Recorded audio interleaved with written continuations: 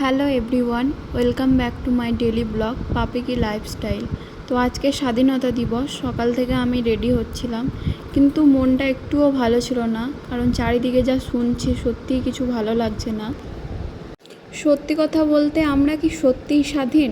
আমার তো মনে হচ্ছে না। যদি সত্যিই স্বাধীন হতাম তাহলে আজ এরকম ঘটনার মুখোমুখি হতে হতো না।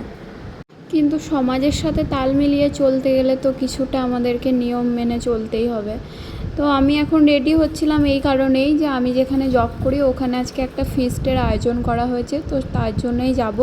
তাই আমি একটু সকাল থেকে রেডি হচ্ছিলাম, বসে বসে রেডি হচ্ছিলাম।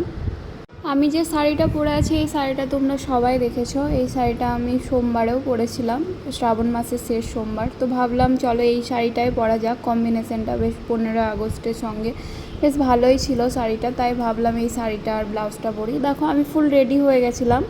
তো রেডি হয়ে আমি এখন স্কুটিতে করে যাওয়ার পরে ওখানে টিফিনের ব্যবস্থা ছিল, টিফিন খেয়েছিলাম। টিফিনে ছিল পুরি, ঘুগনি, মিষ্টি, সিঙ্গাড়া খেয়েছিলাম। তো খাওয়ার পরে একটু ঘোরাঘুরি করলাম। মনটাকে মানিয়ে নেওয়ার চেষ্টা করলেও কিছু ভালো লাগে না, কারণ রাস্তাঘাটে বেরোতেও এখন খুব ভয় লাগছে। তো তারপরে দেখলাম এখানে রান্না হচ্ছিল, রান্নার ব্যবস্থা করা হয়েছিল। তারপরে রান্না হয়ে যাওয়ার পরে আমরা খেয়ে নিয়েছিলাম। খাওয়া দাওয়ার পরে আমরা আবার ফিরে এসেছিলাম বাড়ির দিকে। তো দেখা হচ্ছে আবার নেক্সট ব্লগে। টাটা।